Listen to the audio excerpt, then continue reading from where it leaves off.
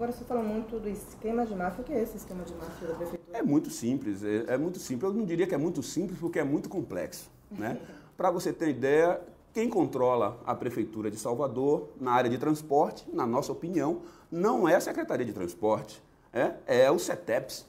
É o CETEPS que determina, até bem pouco tempo, agora que nós estamos discutindo o processo licitatório para a abertura de novas linhas de concessões de ônibus, mas esses senhores entraram com várias ações na Justiça que alegam que a Prefeitura está devendo subsídios para eles, perfeito? E nesse sentido, eles que controlam todo o processo vamos dizer assim, de construção de novas linhas de ônibus, a quantidade de ônibus que vão rodar na cidade, o horário que esses ônibus vão rodar, e isso faz parte de um processo de segregação profunda na nossa população, que acaba concentrando o transporte coletivo em determinados horários e permitindo que uma parte da população não consiga se mover na cidade. E ainda, sobretudo, engarrafando o nosso trânsito, ok? Porque não pensa no transporte como algo para todos, mas como algo para si. Então, esse é um exemplo que eu falo. Então, para mim, há uma máfia que se instalou, né, e que se aproveita desse processo, ok? E que dirige e controla a prefeitura, né, a partir dos seus interesses. Na área de saúde é a mesma coisa. Nós temos a questão do caso de Neilton, né, que foi assassinado, né, e nós sabemos, né, que esse esquema está envolto de uma série de questões que pouco esclarecida, ok? E que agora ninguém se sabe quem foram os mandantes, mas sabemos que os executores, efetivamente, né, estão pagando, mas os responsáveis não. E isso envolve, e a gente esteve pensando sobre isso, a gente pensar um pouquinho a saúde no nosso estado, no nosso município. Por quê? Dos 260 e poucos estabelecimentos de saúde em nossa cidade, né, apenas 465 ou 66 aproximadamente, posso ter errado por 1 ou 2 ou 3, mas é mais ou menos esse número, certo? É da rede conveniada do SUS. Vocês sabiam disso? E Você pode repetir, você falou 260, não, 2.600. Então, repita dos... 2.600 e poucos estabelecimentos de saúde, ok? Nós temos na cidade.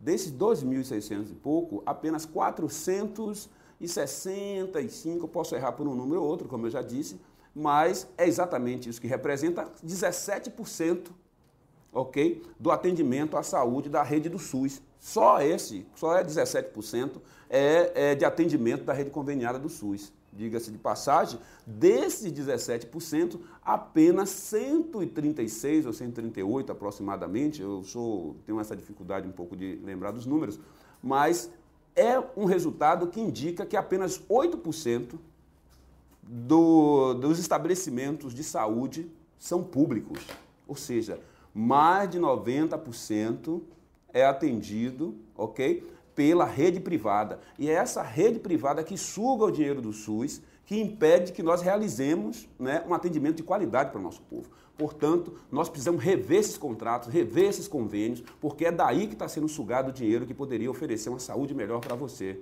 trabalhador, para você, morador da periferia. Por quê? Através disso, nós podemos ampliar a rede de atenção básica, que é a fundamental para prevenir a questão de saúde no nosso município. Agora, você fala muito que a Prefeitura de Salvador está falida, que tem pouco dinheiro e que a arrecadação aqui é muito baixa. Como é que o senhor pretende projetos ou programas que o senhor vem falando aqui? Olha, o primeiro é dando um basta na corrupção, perfeito?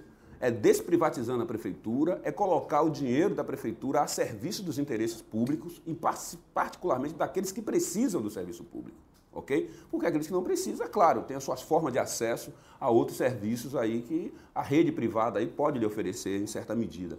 Mas a nossa população, a sua grande maioria que precisa desse serviço, a gente vai fazer esse esforço. Segundo, nós precisamos discutir o financiamento, né? Porque quem mais ganha dinheiro nessa cidade precisa pagar mais imposto. E a gente não tem como resolver essa equação se a gente também não arrecada. Se, por um lado, você vai conter a sangria dos recursos públicos, impedindo que o setor privado se aproprie dele, né, para os seus interesses, do outro lado, você também precisa ampliar as fontes de arrecadação e qualificar melhor os gastos da prefeitura.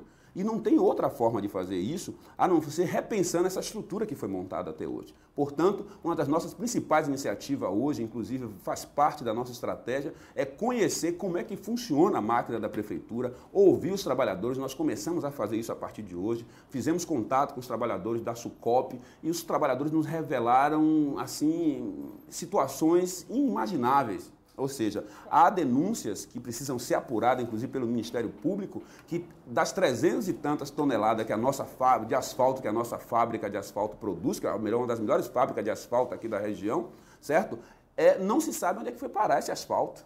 Perfeito? E os trabalhadores que só fiscalizam as saídas desse asfalto, né, durante o dia, porque durante o final de semana não faz hora extra, mas a fábrica trabalha o final de semana, alegam que esse asfalto, que deveria estar tapando os buracos da nossa cidade, pode estar sendo desviado, inclusive, para municípios da região metropolitana aqui vizinha. Ou seja, sendo trocado por qualquer coisa para atender os interesses dos cabos eleitorais, para atender os interesses dos vereadores, do fisiologismo na nossa Câmara de Vereadores, perfeito? E assim, o de recursos, poucos recursos da nossa cidade, que poderia estar servindo para resolver os nossos problemas, é desviado para atender os interesses das articulações políticas bancadas por prefeitos, deputados e todos aqueles que articulados apoiam esses esquemas. Candidato, o senhor falou de alguns setores que, de alguma forma, controlam a gestão. Citou o transporte, citou a saúde. Imobiliária, a indústria imobiliária. É isso que nós vamos... E o senhor também pretende rever a legislação? Claro, nós vamos rever toda a legislação,